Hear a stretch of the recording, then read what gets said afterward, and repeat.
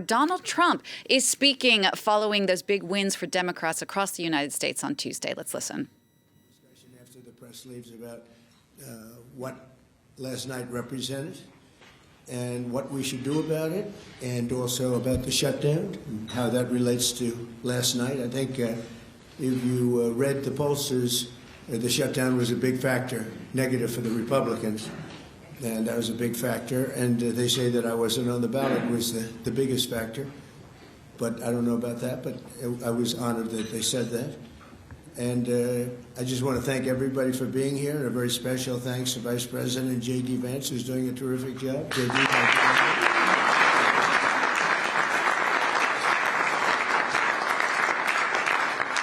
As well as the Senate leadership team that has been working very hard, working really, I will tell you, nobody's working any harder representing the American people, including Senator John Thune. John, thank you. Great job.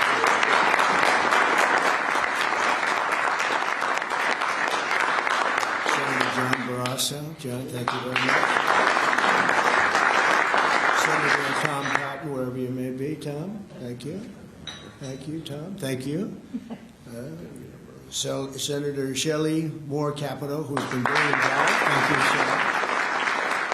Senator James Langford from one of my favorite states, 77 out of 77.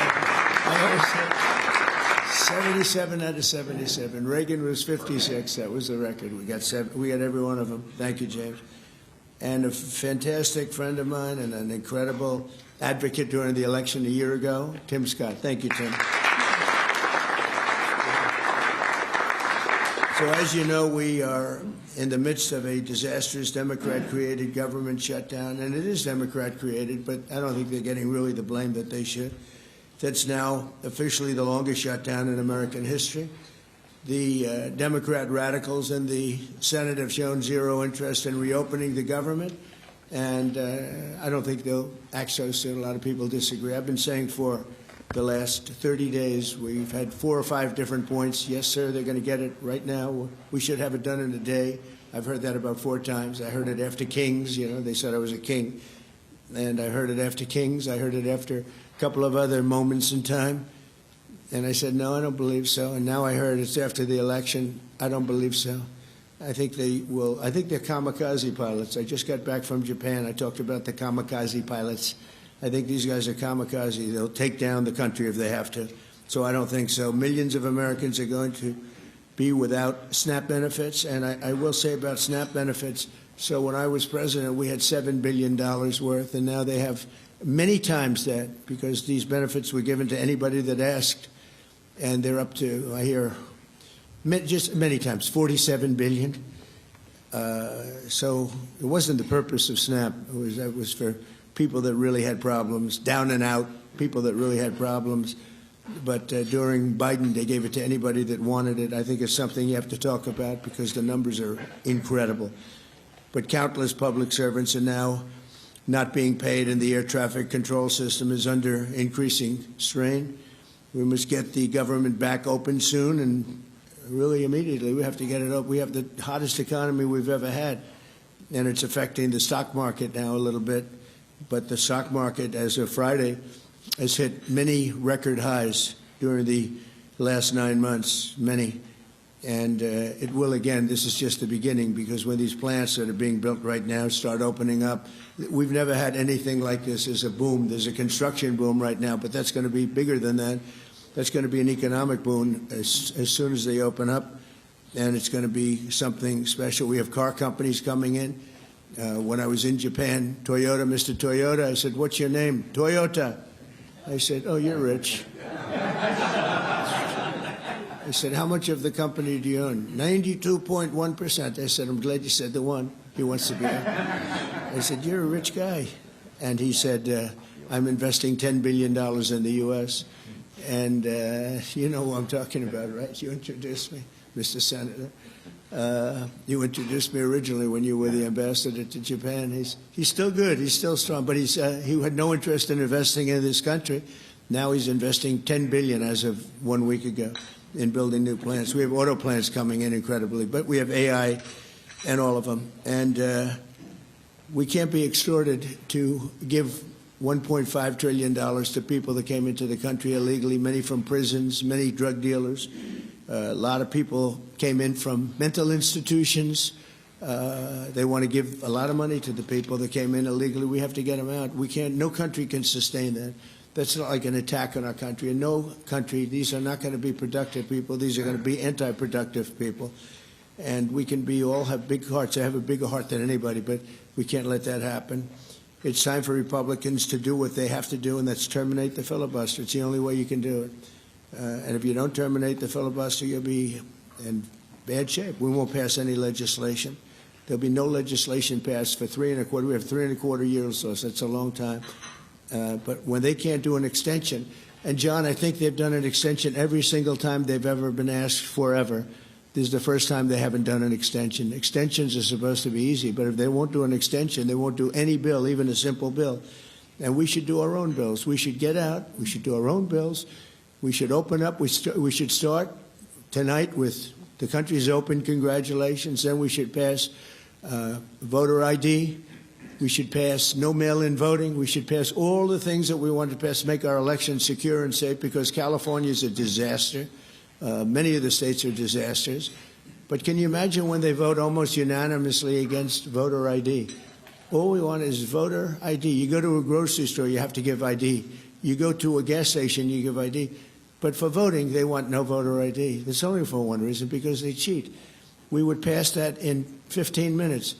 If you don't get it, you'll never pass that. You'll never talk about mail-in ballots. Mail-in ballots make it automatically corrupt. If you have mail-in ballots, automatically it's correct. Even Jimmy Carter, they had the Carter Commission after he got out of office, and he had a group of very distinguished people, Democrats and Republicans, and they passed, they recommended things take place. It was a long time ago. And they said about mail-in ballots, if there is mail-in ballots, there will definitely be corruption, because, they pass through too many hands. I mean, you go in to vote, and they want your card. Even me, I went into Palm Beach. You go in to vote, they want your card, you're this, you're that. They say, I'm sorry to do this, sir, but I have to look at your identification. I said, that's all right. I love that. But, you're really not going to get away with much. It was very, very professional and very good, and the way it's supposed to be. But these people don't want that. They have legislation in California where it's illegal to ask somebody for voter ID. If you ask somebody for voter ID, if you're an official, and you say, I'd like to see your voter ID, they can arrest you, okay? They can arrest you because they want to cheat, and they get away with it, and the Republicans let them get away with it, and we won't do that if we have the filibuster. So we're going to talk about that a little bit, and we're going to see if we can sway, because I know we have a lot of, not a lot, I'd say half feel this way, maybe a little bit less than half, and it's time to have a really good talk.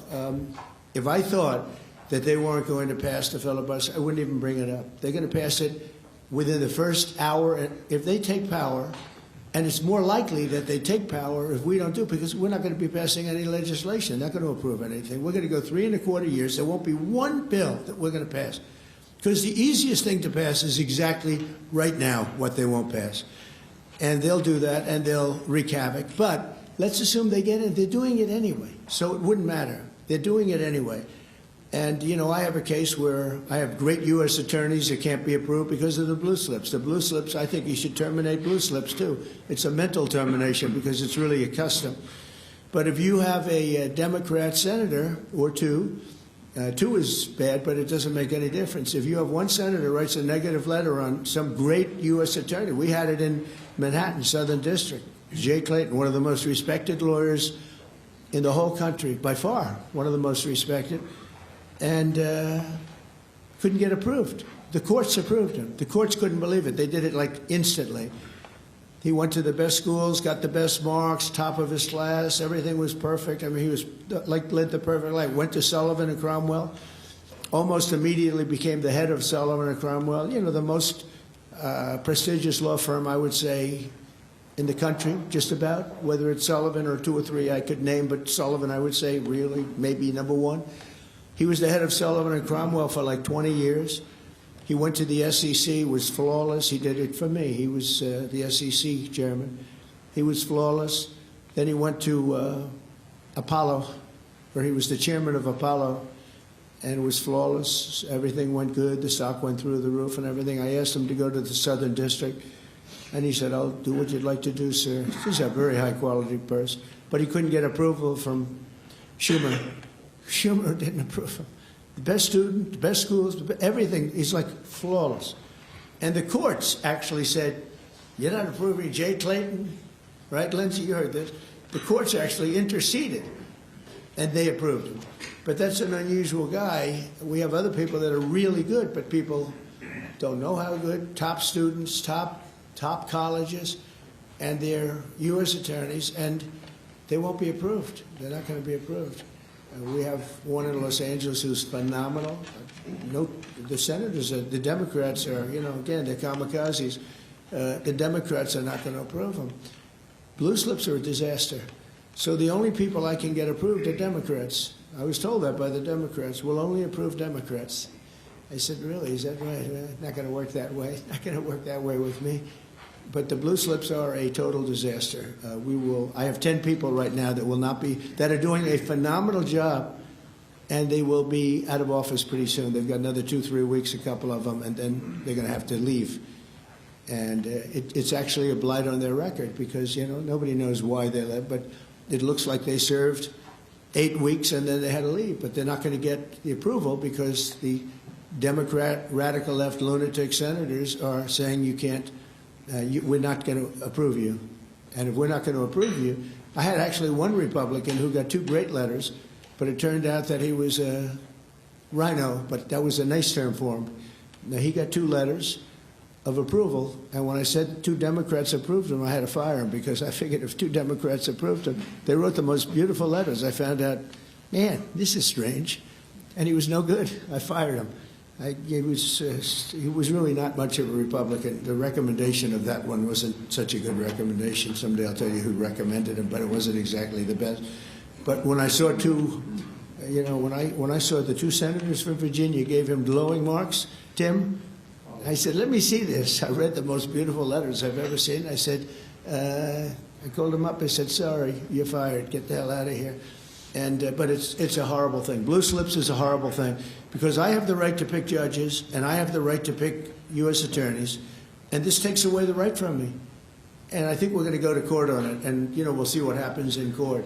But it gives the president, it takes away the right of the president to pick people to serve on the court and to serve as U.S. attorneys, which is very important. But the biggest thing is the filibuster. We have to get the country going. We will pass legislation at levels you've never seen before, and it'll be impossible to beat us. By the way, if they do, they're going to do it anyway, and they are going to immediately do the filibuster. And when they do the filibuster, they're going to pack the court. They want at least five justices. Now I hear it's up to 5. I actually heard up to 7 and up to 9, okay? They want new judges. They want to pack the court, and they will do it in the first day, maybe the week. Maybe they'll slow it down because there's no reason to rush. But they'll do it first week. They'll vote on this. And I have friends over there that are Democrats. I'm close to a lot of people. And I asked them about that because some people say, well, maybe they won't do that. I mean, they destroyed the career of Manchin and Sinema, and they got them out. They were the only objectors. Nobody else is going to object. They're going to do it the first day. They're going to pack the court. They're going to make D.C. a state, and they're going to make Puerto Rico a state.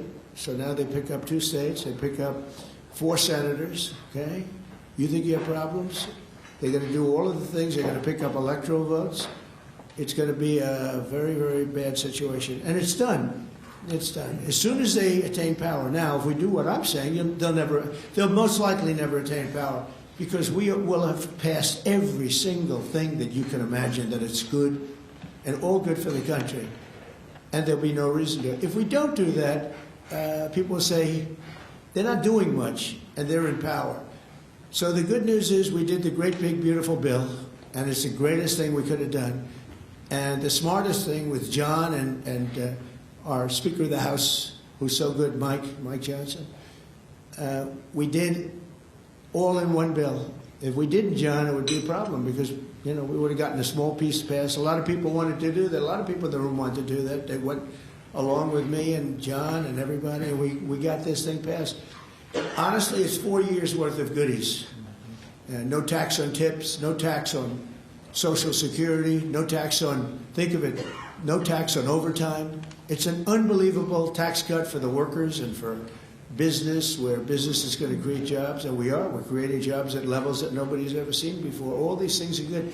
We have to be able to get the word out. If we don't get the word out, we're making a very big mistake. So I have this long, beautiful, and very boring speech. I won't bother reading it, but because we can just start talking, and I think it's very important. We have to get the country open, and the way we're going to do it this afternoon is to terminate the filibuster. And it's possible you're not going to do that, and I'm going to go by your wishes. You're very smart people. We're good friends, but I think it's a tremendous mistake, really. It would be a tragic mistake, actually.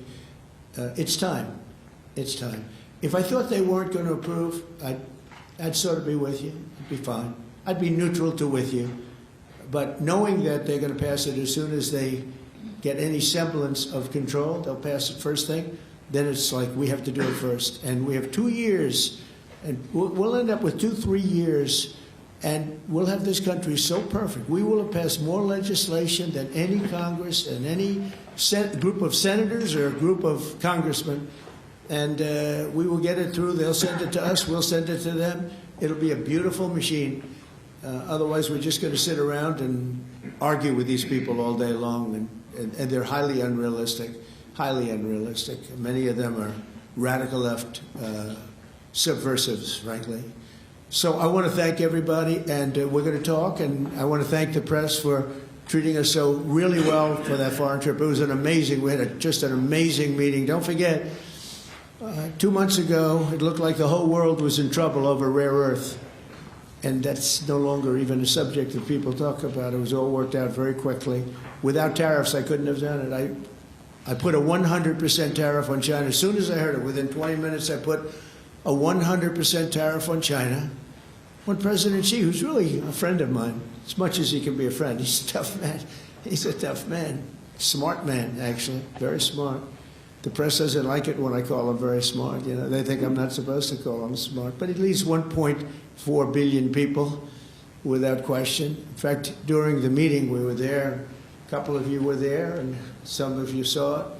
So he's here, and he's got about 6 people on each side. And every one of those people was standing like this. They were at attention. And I made a comment to one of them, and he got no response. I said, "Are you going to answer me?" I got no response. And President Xi didn't let him have any. So if there's any question, I said, I want my cabinet to behave like that. I'm demanding that I want them sitting up like that, Tim, just nice and straight. I never saw posture like that. I've never seen men so scared in their lives. They have the equivalent of a vice president. I said, "Are you going to answer my question?" And he's like, he doesn't move. I said, "What's wrong with this guy?" "I will answer all questions." Why don't you behave like that? JD doesn't behave like that. JD butts into conversations. I want to have that for at least a couple of days, okay, JD? We'll keep you long term, but a couple of days of that would be very, very nice. Okay, I want to thank you, and we'll talk a little bit. And I see they set me up with a podium. I thought I'd just be sitting, but it's probably easier. I want to thank you all very much. Thank you to the press, and you can go, and we'll speak to you later. Thank you. I'm going to Miami to make a speech today at a big group, and we have a nice big crowd, and we'll see you there. A lot of you are traveling down with me. Thank you very much. Mr. President, you sound very frustrated by last night's elections. What are the takeaways for people in this room? Keep moving. Thank you, press. What happens if they don't eliminate the filibuster, Keep moving. Mr. President? Thank you, press. Please wrap. Thank you. Thank you, guys. Keep moving. Please, Thank keep you. moving.